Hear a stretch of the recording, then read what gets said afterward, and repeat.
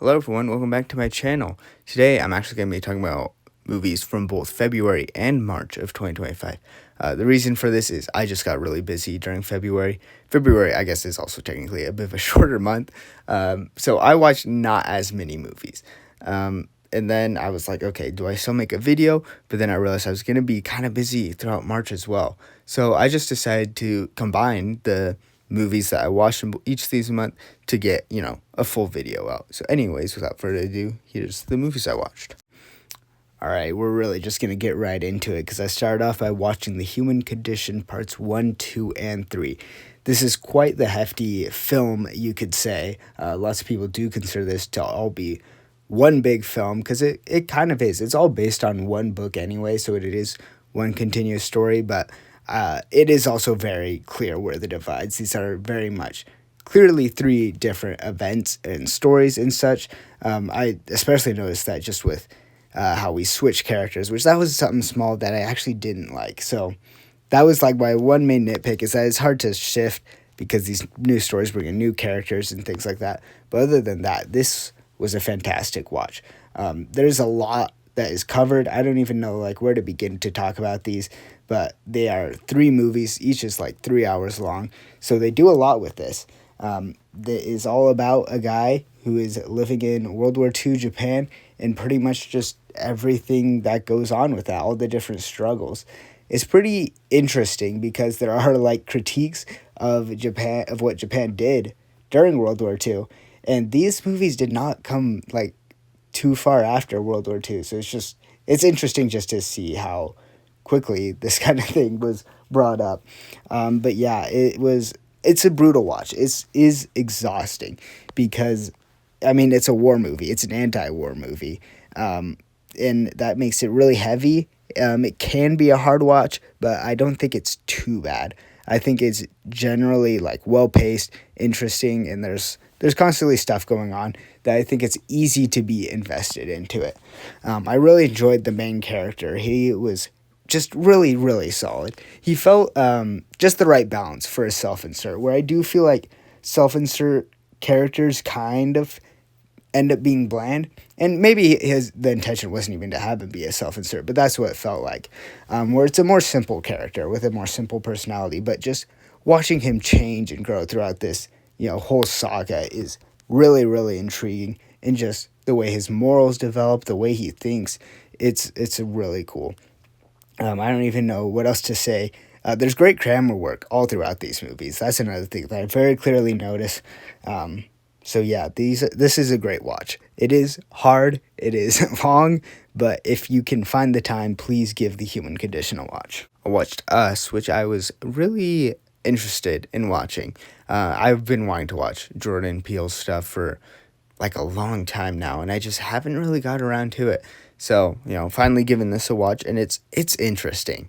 I'll say that the plot and like kind of the background, I don't know what to call it, like the lore, I guess, it goes some pretty crazy places. I won't say any more than that. I understood like the baseline concept before going in, and I was like, okay, that's a bit interesting. And they do some pretty crazy stuff with it. And that's like the main takeaway I got from this movie. I didn't feel like a whole lot of the themes, they didn't really come through to me.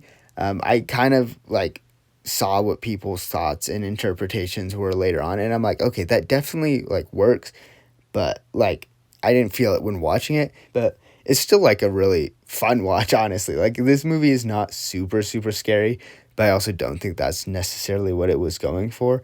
If you're looking for like a super scary horror movie, this is not gonna be for you. But if you're just looking for like a fun and interesting watch, then yeah, go ahead. And then I also watched Get Out, also directed by Jordan Peele. And this was really, really good. I kind of knew it would be. I heard a lot of things about it, how great it was. And I was kind of worried it wasn't going to live up to my expectations, but it absolutely did. This movie is fantastic. I love how unabashed it is with its themes.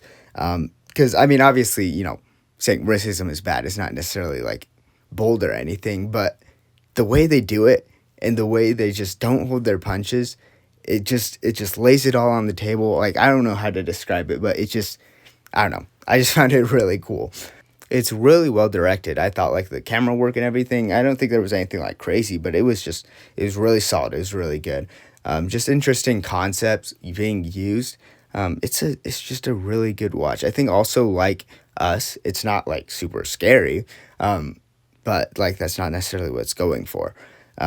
It's just going for like it's mostly about its themes, and it delivers on those so well. And then I rewatched 12 Angry Men. What just a great movie this is.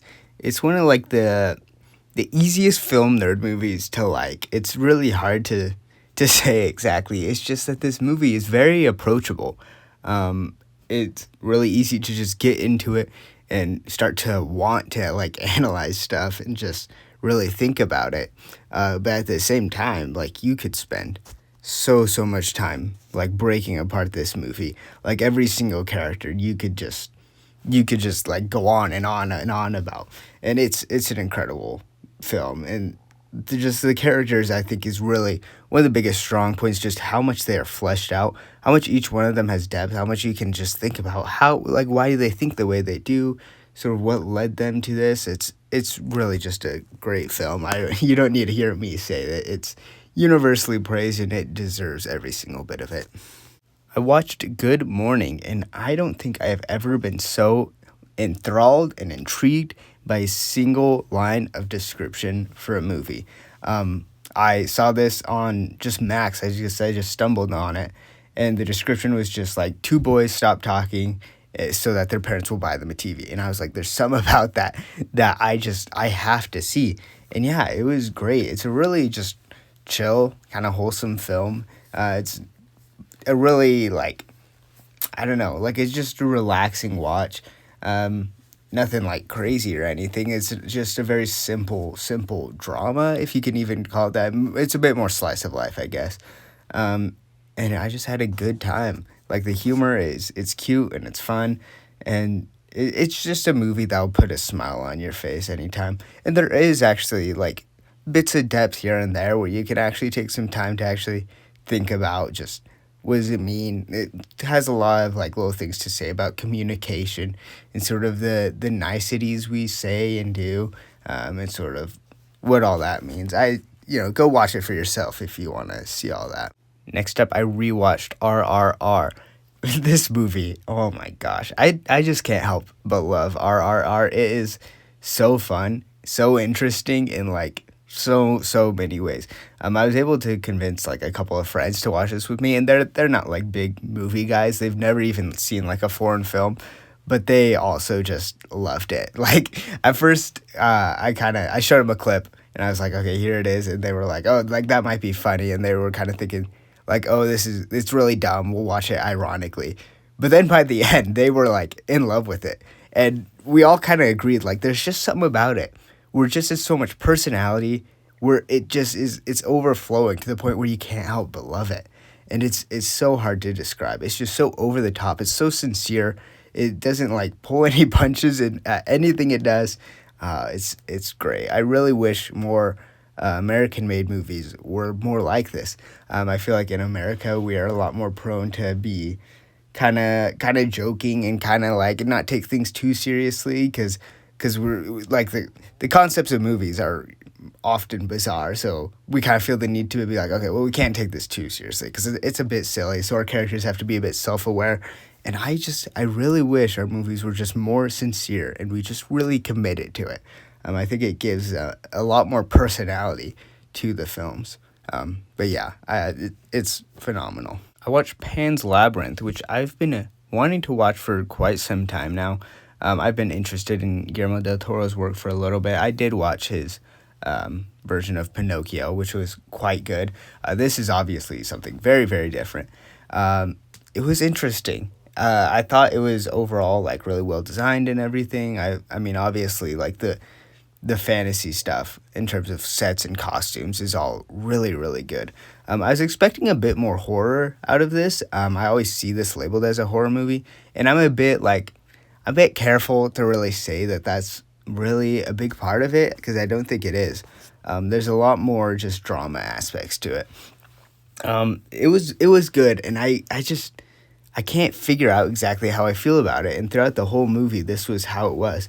And then the ending kind of really mixed up my thoughts on it. I won't get into that just to avoid spoilers, but if you know, you know. But I do think overall, I really enjoyed it. It's a movie that I'm probably going to think about for quite some time, which the fact that I'm willing to actually think about and consider my opinions on it just kind of shows that this movie did have an impact and I did quite like it. So it's just difficult to place exactly where it is on how much I like it. And then I watched Taxi Driver, which this movie actually did not have much of an impact on me.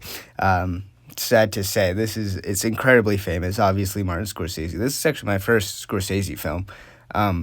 But yeah, this movie it's like just one of those films you always hear about. But it did not have an impact on me personally. It could just be that it's the time it's released. I'm watching it, almost 50 years later, and it's just like it's not gonna be as revolutionary as kind of things where I'm like, okay, I feel like I've kind of seen this in other places before, but it wasn't bad by any means. There's lots of things I really, really enjoyed about it. I really like just the colors are beautiful. It's very striking cinematography. There's some really cool and fun camera work being done. So there's plenty of things to like. I think the performances are really good. There just wasn't a whole lot of overall impact. It's just kind of a movie where I was like, yeah, that's a really good watch, and then I'm gonna move on, and I probably won't, think about this film or remember it too much in just a week or two. But I guess that's fine. Lots of people seem to love it, and I can totally see why. There's lots of great stuff in it. And that's everything I watched in these past 2 months. You can tell me your thoughts on all these movies down in the comments, and I will see you guys next time. Bye.